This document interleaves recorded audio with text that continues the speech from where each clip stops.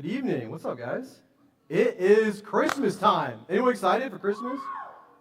We got one person super excited for Christmas. Yeah. Hey, I hope you had a great Thanksgiving, but we are through Thanksgiving, and it is all Christmas, full steam ahead, and it's an exciting time of year. But we only get one time here to teach about Christmas, which is a little sad, but we're going to be diving into God's Word this morning. So if you have, or this evening, it is no longer morning. If you have your Word with you, we're going to be in Matthew chapter 2, and we're talking about the wise men, the wise guys. And it talks about the star that led the wise men, and this got me thinking about, when was a time that I really would have needed a star to guide me, where that would have been really convenient to have? And I was thinking about this early morning hike that I went on one time when I was studying in Israel, and we were in the Sea of Galilee region, and we were going to hike up this mountain to go get a really cool view. But it wasn't on the schedule, so we had to do it before breakfast. And so we woke up at 3:30 in the morning, and you couldn't see anything. And there was probably 15 of us, and I was in the group that was in the beginning because we were pushing ahead because we really wanted to get there before we had to be back for breakfast. And so we literally had our flashlights out, trying to see 2 feet in front of us to not trip over a rock. And so we're hiking straight up this mountain. We're pushing hard. And we keep pushing for well over an hour. And we start asking, where's the turn? We keep going, this isn't feeling right. Where's the turn at? And I don't know, maybe 30 minutes after we start asking these questions, we decide to stop and actually look at the map. And we realize that we're a good 2 miles past where we were supposed to be. And it was still pretty dark out, and it was just starting to get light. And we were running out of time to get back for breakfast. And so we start walking back quickly. And when we get there, about halfway down, we see this massive sign that's pointing to the turn that we were supposed to take. But we had totally missed it because we couldn't see anything, and we were just trying to not trip over a rock in front of us. I would have really appreciated having a star that would have showed us where we were supposed to be going. That would have saved us a lot of time, and we would have made it to where we were going. We didn't even get to go where we wanted to go because we missed a turn. So sometimes you need a star to guide you. But we're talking about the wise men tonight and the birth of Jesus. So let me read from Matthew 2 for us. We'll be in verses 1 through 12. It says, "After Jesus was born in Bethlehem of Judea, in the days of King Herod, wise men from the east arrived in Jerusalem, saying, 'Where is he who has been born King of the Jews? For we saw his star at its rising, and have come to worship him.' When King Herod heard this, he was deeply disturbed, and all Jerusalem with him. So he assembled all the chief priests and the scribes of the people, and asked them where the Christ would be born. In Bethlehem of Judea, they told him, because this is what was written by the prophet. And you, Bethlehem, in the land of Judah, are by no means least among the rulers of Judah, because out of you will come a ruler who will shepherd my people Israel." And then Herod secretly summoned the wise men, and he asked them the exact time the star appeared. And he sent them to Bethlehem and said, "Go and search carefully for the child. When you find him, report back to me, so that I too can go and worship him." And after hearing the king, they went on their way. And there it was, the star they had seen at its rising. It led them until it came and stopped above the place where the child was. When they saw the star, they were overwhelmed with joy. And entering the house, they saw the child with Mary, his mother. And falling to their knees, they worshipped him. Then they opened their treasures and presented him with gifts, gold, frankincense, and myrrh. And being warned in a dream not to go back to Herod, they returned to their own country by another route. So my goal tonight is just to walk through this text and point out a few things that I observed this past week that I was studying. I know this is a familiar text. If you've grown up in the church, if you've gone to Christmas services before, it's either Matthew or Luke. And so it's familiar to us. But I was just asking the Lord this week as I started to read and prepare that he might show me something new. That something new might jump out, that I might see a new perspective. We know God's word is living and active, and just asking that he would show me something new. And there were a few things that jump out here as we begin reading. Remember that this is after the birth of Jesus. Jesus has already come. The shepherds are gone. They saw Jesus pretty quickly after his birth. And we might be a few months to even just over a year after Jesus was born. This isn't right afterwards. We don't know how long it took the wise men to get here. It says that they came from the east. We don't know how far east they're talking about. It could have been just in Jordan, a few hundred miles away. It could have been Saudi Arabia. It could have been all the way to India or China. We don't know how far east we're talking. This was a long journey and would have taken time. We also don't know how many. I don't want to destroy your nativity sets, but it doesn't actually say that there were only 3 wise men. It says that the wise men from the east arrived in Jerusalem. It doesn't tell us a number. We get the 3 from the gifts, but it doesn't actually say that there's 1 wise man per gift. There could be 20 or 30 wise men even that are traveling in this party. One commentary I was reading, it says that all of Jerusalem was troubled or disturbed with King Herod. This was probably a large group that was traveling together. That if they were to cause a disturbance in Jerusalem, which was the capital city, a big city, with people coming and going all the time, this was probably a large group. And so they're making their way from the east because they saw this star and they have to go find this newborn king of the Jews. And we see that Herod finds out, which is a big deal. That these rumors are moving quickly throughout the city. People are talking about it because they're asking questions. They're asking where this newborn child is. That is to be the king of the Jews. And when Herod hears about this, he's angry. He's got concerns because Herod is considered the king of the Jews. That the Roman Empire has made Herod the king. And Herod was known for being paranoid. He was known for controlling power, doing anything that he could to make sure that his power was not taken away. And so when you can imagine when Herod starts hearing these rumors about a newborn king, he wants to find out about it. And so what does Herod do? He calls the Jewish leaders, the priests and the scribes. He says, where is this king supposed to be born? In fact, he says, where the Christ would be born. In some way, Herod understands that this king that the wise men are searching for is the Messiah. The Messiah that had been prophesied from the Old Testament. And so what he has to ask the Jewish leaders, the men who are the priests, who are the scribes who are studying and translating and teaching the Old Testament, that they would know. So he goes to them. And they have a quick answer. They point back to Micah chapter 5, verse 2, where it says, it will be in Bethlehem. It quotes it here. Matthew paraphrases a little bit. But they're saying that it's Bethlehem.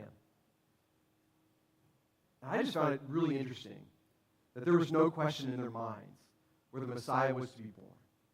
That they knew immediately. And this was the thing that jumped out when I first read through this chapter, getting ready to prepare for this message. I never really thought about that before. That he holds a meeting with the priests and the scribes. And so they're hearing in that moment that the Messiah has been born. And these were Jewish people who had been eagerly awaiting the return of the Messiah, the one that was prophesied. And they've been told by Herod that he's been born, that these wise men are looking for them. And they don't care. We don't see them go and look for Jesus. The ones that were waiting for the Messiah. So even from the very beginning, the Jewish leaders are learning about Jesus and not believing that he's the Messiah. Their first time hearing about Jesus is not at the baptism, when John the Baptist baptizes him. They've heard about Jesus from the time he was born. And that was so crazy to me. I thought that was so cool. And so after Herod finds out where it's going to be, he then goes to the wise men. And it says he does so secretly. He doesn't want the city thinking that he's confirming that a new king's been born. But he wants to learn from them. Who are they looking for? When did they see this star? What is the threat level? And so they tell him that it's in Bethlehem. He sends them to go and find them. He sends them to Bethlehem. He says that he wants to know where they find him so that he can worship this baby. And we know that's a lie. But the wise men don't know this. And I think it really shows that they don't know this, because in verse 12, which we'll get to later on, it says that in a dream, the angel told them to go a separate way. So it certainly seems like their original plan was to go back and tell Herod where Jesus was. So they start going on their way. Something you need to know is that Bethlehem is not that far away. It's only 6 or 7 miles from Jerusalem. And so when the wise men see this star in the east, they go to find this baby Jesus, this newborn King of the Jews. It makes sense that they go to the capital city. They're expecting to find him born to a royal family. They would find him in a palace. And then they realize that he's not there. They find out that their journey has not ended. But for them, 6 or 7 miles is not too bad. You're just going down south a little bit. And so they go on their way, and it says that the star guided their path. And it rests above the house where Jesus was. And so what is this passage building towards? What's the point? It's getting to verses 10 and 11. When he says, when they saw the star, they were overwhelmed with joy. And entering the house, they saw the child with Mary, his mother. And falling to their knees, they worshipped him. And they opened their treasures and presented him with gifts. We see 2 emotions here from the wise men. That before they even enter the house, when they realize that they found the home, they are overwhelmed with joy, knowing what they are about to see, knowing that their journey has come to a conclusion, that they are about to meet this newborn king. And then it says when they enter the home, their next reaction, their next emotion is to fall to their knees and worship Jesus. I was thinking this afternoon, can you imagine that Mary's just sitting there holding her child, maybe in a rocking chair, and then these strange men come in and start falling on their knees and worshiping the baby? Like, can you imagine what's running through Mary's mind? Like, this was probably a big group of people. These were distinguished men. They probably had great wealth. And then her living room is just full of people on their knees, praising this newborn child. Now, the angel had told Mary who this baby was to be. But I imagine this is one of the first moments where she's seeing it in real time. These men are on their knees worshiping Jesus because of who he is and what he's going to do with his life. Now, this is the beginning of the people worshiping him and giving him glory. This is probably 30 years before he even begins his ministry. But God has sent these wise men to find Jesus, to give him the glory, to give him the praise. They give him the gifts of royalty.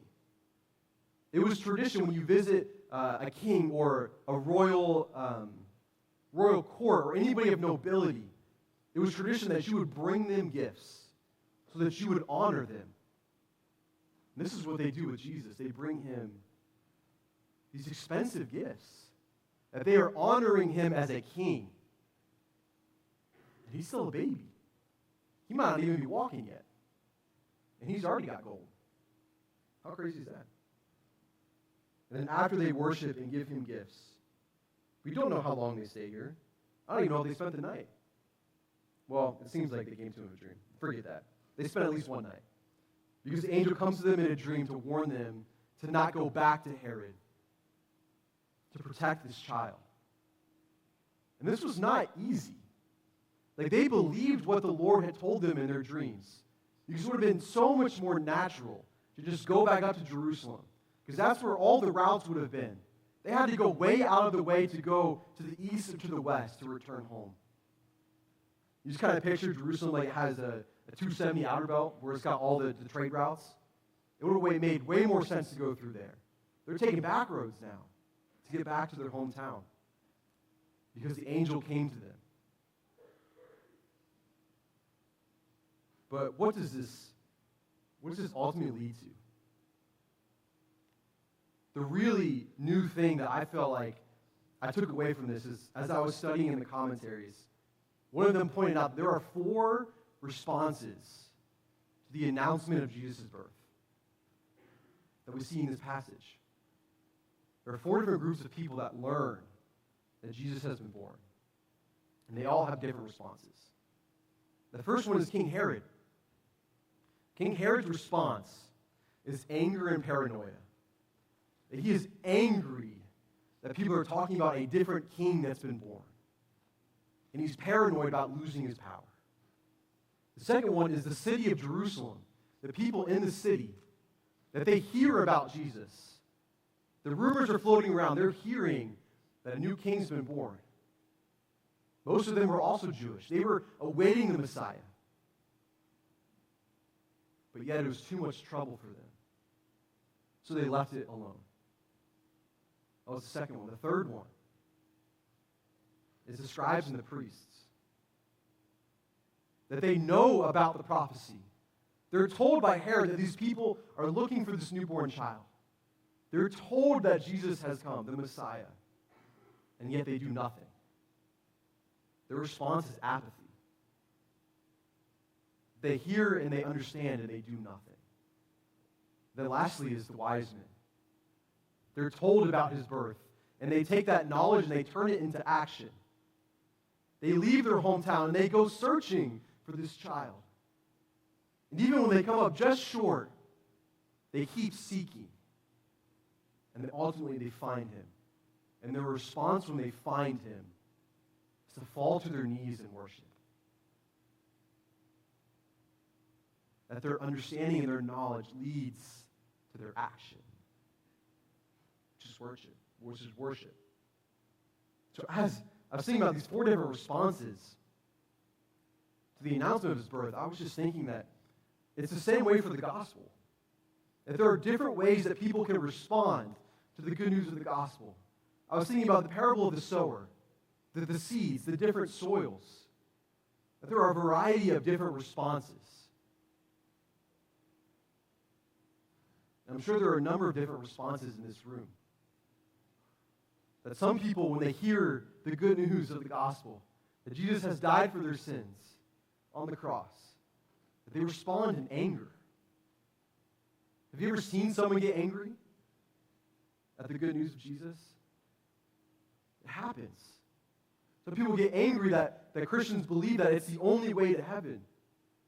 They believe in the way that they're called to act. They get angry at it. Some are like the city of Jerusalem, where they hear the good news, but then think it's too much trouble. It's not worth doing anything with. And so they let it be. Some are like the scribes and the priests, and they listen and they hear the truth and the good news and don't act. So they respond in apathy. This might be a common response to the good news of Jesus. To hear it and do nothing. But then some are like the wise men, who hear and understand and then take action. And they accept Jesus into their life. And I know that there's many of you in this room that you've heard and you've responded and taken action. But I'm sure there are also some in this room that would fall into one of these 3 other categories. So I would ask you tonight, what is your response to the gospel? What is your response? Is it too much trouble to deal with? Is it anger? Is it apathy? Or is it action? And I was thinking even further. For those who are already in the wise men camp, who have already accepted Christ, that we have different responses each day to God's call in our life. That we can respond in different ways to his commands, to his word. Do we want to live like a disciple? That's a daily decision. And sometimes we respond like King Herod.